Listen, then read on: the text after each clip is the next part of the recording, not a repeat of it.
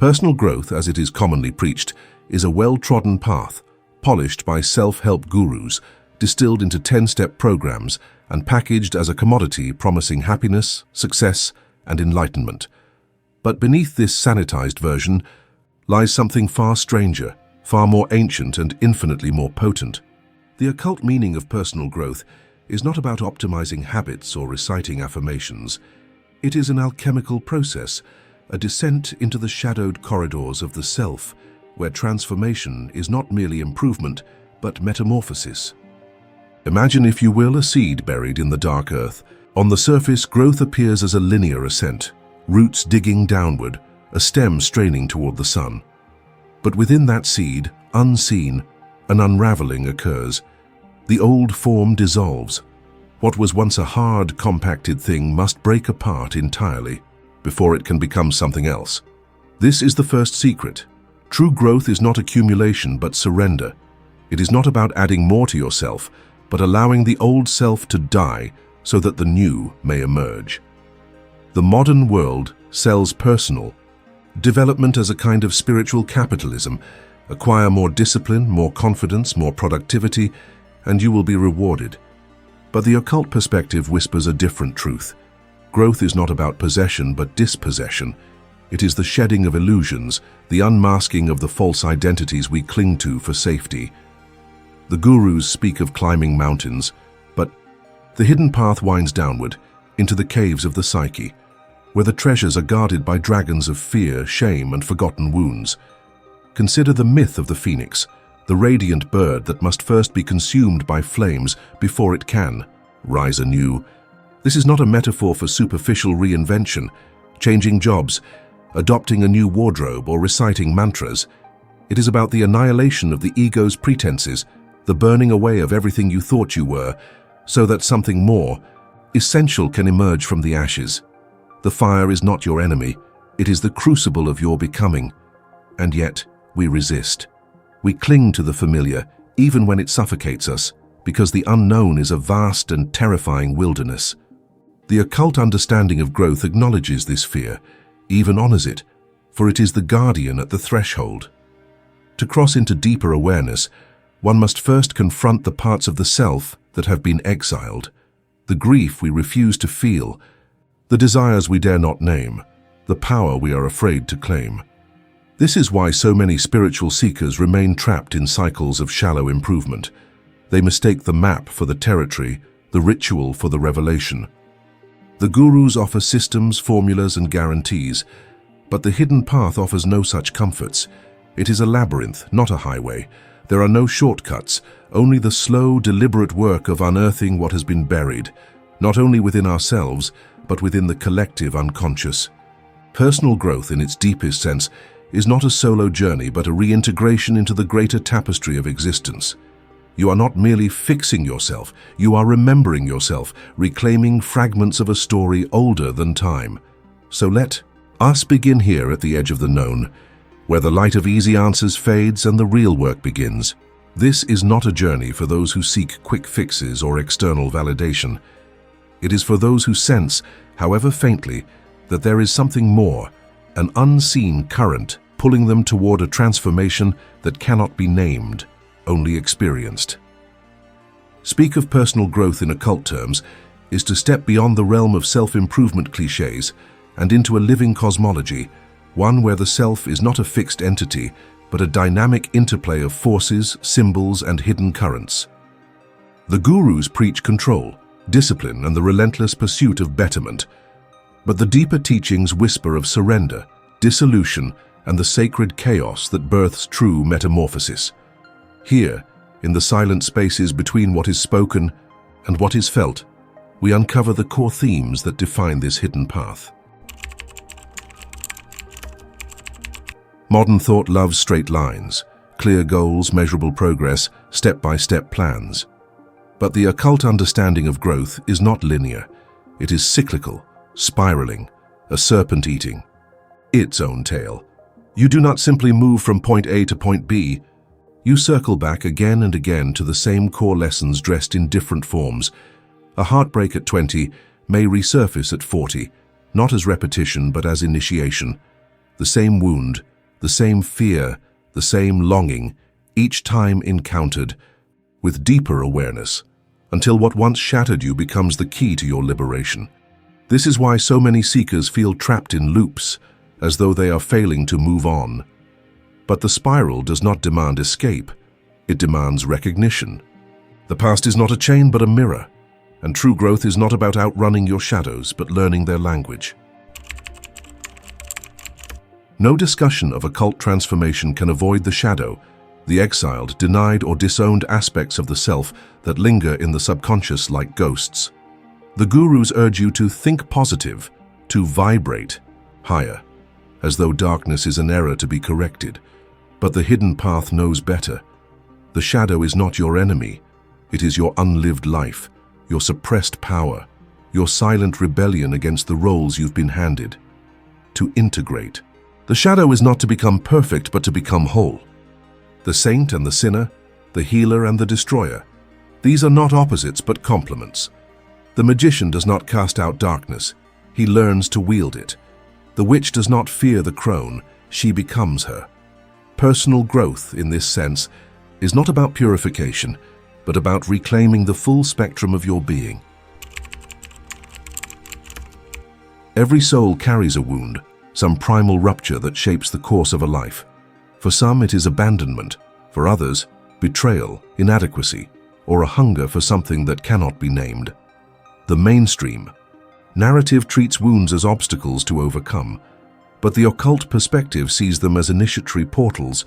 Your deepest pain is not an accident, it is an assignment. Consider the myth of Chiron, the wounded healer. His injury never fully healed, yet it became the source of his wisdom. This is the paradox at the heart of true growth. Your broken places are where the light enters. What you most wish to escape is often the very thing you are here to master. The gurus sell healing as a return to innocence, but the hidden path offers something fiercer, a wisdom forged in the scars. All transformation requires death, not a metaphorical one, but a true ending, the collapse of who you believed yourself to be. This is the most terrifying and necessary rite of passage. The ego clings to its familiar stories. I am the victim. I am the hero. I am the one who never gets it right. But growth demands the dissolution of these illusions. This is why so many spiritual awakenings feel like crises. The old self fights for survival, and the transition is rarely graceful. You may lose relationships, careers, or beliefs that once defined you. The gurus call this the dark night of the soul, but they rarely admit how long the night can last. Yet on the other side of this death is a rebirth, not into a shinier, more evolved version of yourself, but into something far more raw and real. The occult path understands that your life is not just a series of events, but a living myth, a story encoded with symbols, omens, and hidden meanings. The synchronicities, the recurring dreams, the strange fascinations that pull you toward certain books, places, or people. These are not coincidences, but clues. The gurus teach you to set goals. The hidden path teaches you to listen. Your soul speaks in symbols, not spreadsheets. A chance encounter, a sudden loss, an inexplicable obsession. These are the breadcrumbs leading you toward your own unfolding myth. Personal growth, then, is not about imposing a plan, but deciphering the one already written in your bones. The final, most misunderstood theme is the return. Many spiritual journeys begin with a longing to escape, the mundane, the painful, the ordinary. But the ultimate revelation is that the treasure was never on the mountaintop. It was buried in the dirt of your own life. The mystic does not transcend the world. She learns to see it as sacred. This is where the gurus falter. They promise enlightenment as an escape from suffering, but the hidden path reveals that true power lies in full presence, not in rising above the human experience, but in plunging into its depths. The goal is not to become divine, but to remember that you already are. To understand personal growth through an occult lens, we must turn to the language of symbols, the myths, dreams, and archetypal stories that reveal truths too vast for ordinary speech. These are not mere fables. but living maps of the soul's journey, encrypted with the wisdom of those who walk the hidden path before us. In the ancient Sumerian myth of Inanna, the Queen of Heaven descends into the underworld, shedding her jewels, her crown, and her robes at each of the 7 gates until she stands naked before the goddess, Ereshkigal, who strikes her dead. For 3 days her corpse hangs on a hook until she is resurrected and ascends forever changed. This is not a story of triumph, but of surrender. Inanna does not conquer the underworld. She is dismantled by it. Each garment she removes represents a layer of identity, status, power, beauty, until nothing remains but the raw essence of being. Modern personal growth would have us believe we can ascend without first descending, that we can level up while keeping our illusions intact. But the myth tells a different truth. Real transformation requires annihilation. We see this echoed in our own lives. The moments that truly change us are not the victories but the devastations, the loss that strips us bare, the failure that shatters our self-image. Like Inanna, we must pass through the gates of humiliation, powerlessness, and despair before we can rise with something more real.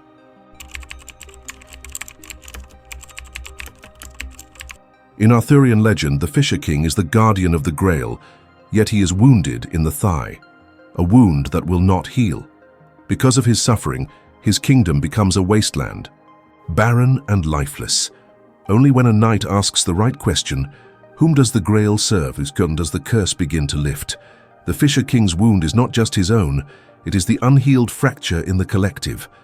His kingdom's decay mirrors the stagnation we feel when we refuse to confront our deepest pains. Modern spirituality often seeks to bypass the wound, to transcend it, heal it, or manifest it away. But the Grail legend suggests another path.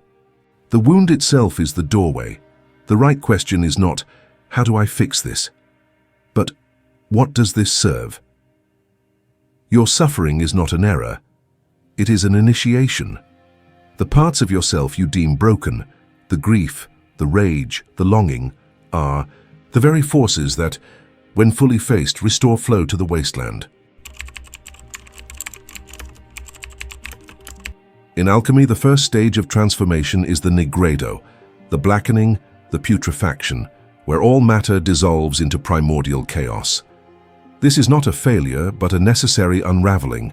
The philosopher's stone cannot be forged without first reducing the old self to ash. We see this in the dark nights of the soul, when meaning collapses and the ego's structures crumble. The gurus call this a spiritual crisis, but the alchemists knew it as the beginning. The mind craves clarity, but the soul thrives in the fertile dark. It is here, in the dissolution, that the new form takes root, not by will, but by necessity. The Tower card in the tarot shows a spire struck by lightning, its crown aflame, figures tumbling into the void. It is the archetype of sudden upheaval, the job lost, the relationship shattered, the belief system upended. Conventional wisdom fears the tower, but the occultist recognizes it as divine intervention. The structures we build, our identities, our plans, our certainties, are not meant to last. The lightning does not strike at random. It targets what is rigid, false, or outgrown. The fall is not punishment, but grace in disguise. When the tower appears in a life, it is not a sign to rebuild what was lost, but to ask, what was that tower protecting? What truth was I avoiding by staying so high above the ground? A serpent does not improve its skin, it outgrows it. The process is instinctual but agonizing. The creature must rub against rough surfaces to peel away what no longer fits. There is no growth without friction, no evolution without the ache of leaving behind a former self. Yet how often do we resist this natural shedding? We cling to outgrown roles, relationships, and versions of ourselves because the alternative, the raw, tender exposure of the new skin beneath, feels too vulnerable. The gurus preach comfort, but the serpent knows true growth is not comfortable. It is an ongoing surrender to the necessary scrape of becoming. Medusa the Gorgon turns men to stone with a single glance. Perseus defeats her, not by fighting, but by reflection, using a polished shield to meet her gaze indirectly. This is the final symbolic key. We cannot confront our deepest fears head-on. The ego will petrify before it allows full exposure. But in the reflective surface, dreams, art, the words of others, we catch glimpses of what we are not yet ready to see directly. Your monsters are not obstacles, they are guardians. The parts of yourself you dare not acknowledge hold the very power you seek.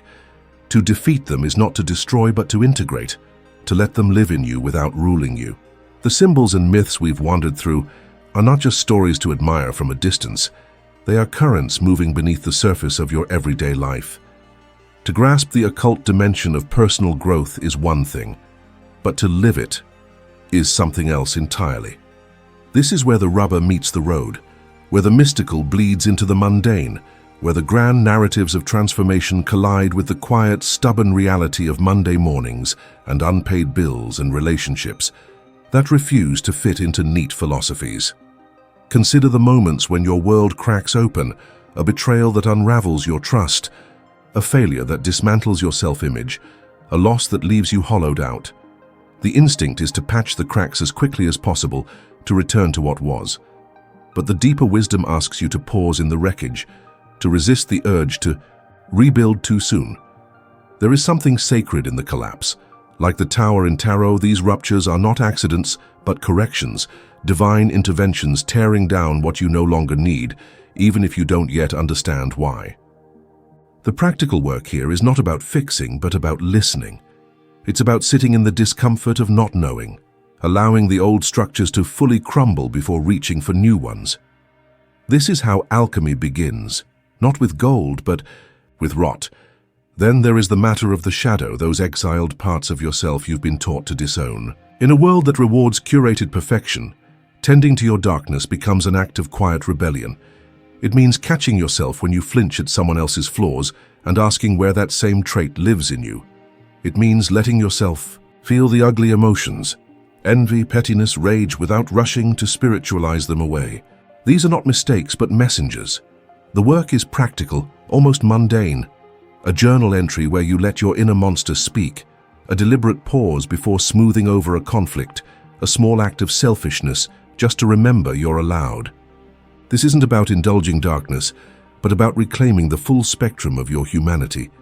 A society afraid of shadows is a society of half people. Your wholeness is a counterweight. And what of the strange coincidences? The song that plays just as you think of a long-lost friend, the recurring number that seems to follow you, the dream that bleeds into waking life. The modern mind dismisses these as chance, but the occultist knows better. Synchronicity is the universe's mother tongue, a language older than words. To engage with it doesn't require esoteric training, just a shift in attention. Start noticing. Keep a log of the moments that give you pause, the patterns that feel too precise to be random. Ask for signs before sleep, then pay attention to the first thing that strikes you the next morning. A billboard, a stranger's comment, a sudden impulse to turn left instead of right. This isn't about surrendering agency, but about collaborating with a larger intelligence. The path isn't always lit by floodlights. Sometimes it's just a trail of breadcrumbs in the dark.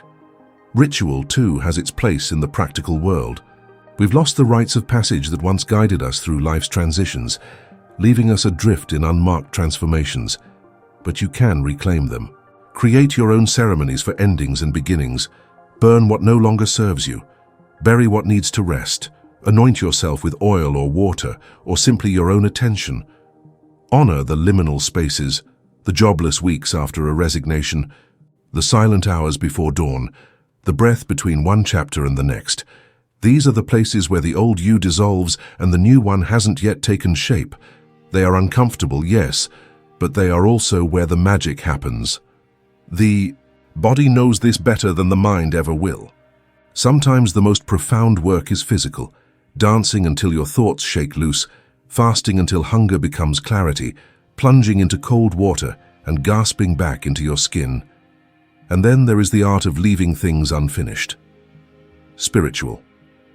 Marketplaces sell completion. 10 steps to enlightenment, 30 days to your best self. But the deeper path thrives in the unresolved. Not every project needs to be forced to a conclusion. Not every question needs an answer. Some relationships are better left undefined. The obsession with closure is a modern sickness. The occult understands that the most fertile ground is often the fallow field, the paused sentence, the door left, slightly ajar. This is how you court mystery, by leaving space for it to enter. Finally, the grand revelation.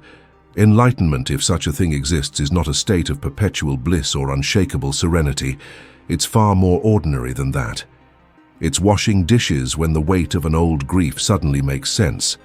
It's catching your reflection in a shop window and realizing you no longer recognize the person you once thought you were.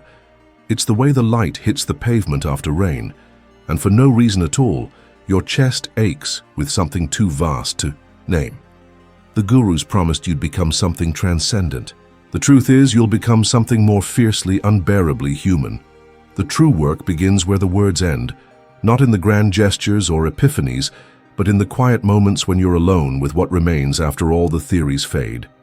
This is where transformation lives, in the space between what you were taught and what you instinctively know, between the self you present and the one that whispers in the dark. The occult meaning of personal growth reveals itself not through achievement but through surrender, not in the light but in the shadows you've been running from. Consider how often you've measured your worth by visible progress. Goals achieved, habits formed, milestones reached. Now imagine a different metric, how deeply you can sit with what is, without rushing to change it. The real alchemy happens in those suspended moments when you stop trying to improve yourself and simply witness what exists. Your flaws aren't obstacles to overcome, but doorways to walk through. Your darkest emotions aren't signs of failure, but the raw materials of rebirth. This is the unspoken truth the gurus won't tell you. Enlightenment isn't about rising above your humanity, but plunging into its depths. The practical application looks like this. When anger flares, instead of spiritual bypassing, you let it burn, clean through you. When shame surfaces, you don't rush to heal it, but listen to its story. When synchronicities appear, you follow them like breadcrumbs left by your future self. You begin to trust the intelligence of your unraveling, the way certain relationships must end, the way old identities must crumble, the way your deepest wounds keep resurfacing, not because you're failing, but because they contain the very lessons your soul came here to learn. This path demands courage of the most unglamorous kind, the courage to be incomplete, to dwell in questions rather than answers, to embrace contradictions without resolving them. You'll find yourself standing at thresholds where logic fails, where no map exists, where the only way forward is to become the kind of person who can walk into the dark without promises of light. The transformation occurs not in spite of this uncertainty, but because of it. Each time you choose authenticity over approval, presence over perfection, curiosity over certainty, you're performing the most potent magic there is, the slow, relentless work of becoming real. There comes a point in every seeker's journey when the maps dissolve and only the territory remains, when all the theories, techniques, and borrowed wisdom fall away to reveal the raw, pulsing truth of your own becoming. This is where we arrive now, at the threshold between understanding and embodiment, between seeking and being. The occult meaning of personal growth was never about reaching some final destination, but about learning to walk with eyes wide open through the ever-shifting landscape of your own existence. Imagine standing at the edge of a vast forest at dusk. The well-worn path disappears into shadow, and the trees whisper secrets in a language just beyond your comprehension. This is the transformational moment, not when you muster the courage to charge forward, but when you realize you've been standing still too long. The air hums with potential, your old certainties lie in ruins behind you, and the only real choice is to step into the unknown, not as who you were, but as who you are becoming in this very instant. The call to transformation isn't dramatic. It doesn't come with fanfare or flashing lights.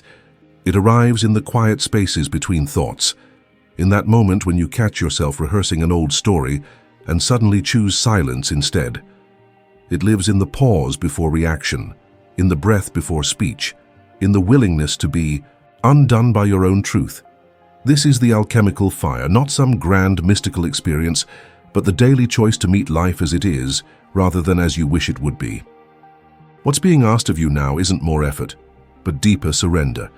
Not another technique, but the courage to put down all techniques. Not another identity, but the willingness to stand naked in the truth of what you are. The revolution happens in ordinary moments, when you choose authenticity over approval, when you embrace a paradox without needing to solve it, when you let an old wound breathe instead of bandaging it with platitudes. The path forward isn't out there. It's in the way your hand trembles when you speak your truth, in the way your heart breaks open to new possibilities, in the way you're learning to trust the wisdom of your own unfolding. You are both the sculptor and the clay, the weaver and the web. Every limitation you face is secretly an initiation, every ending is secretly a beginning, and every answer you release makes space for a better question to take root. This is your invitation, not to become someone else, but to finally meet who you've always been beneath the striving and the stories. The gate stands open. The forest breathes in anticipation. All that remains is to take that first impossible step into the mystery of your own becoming.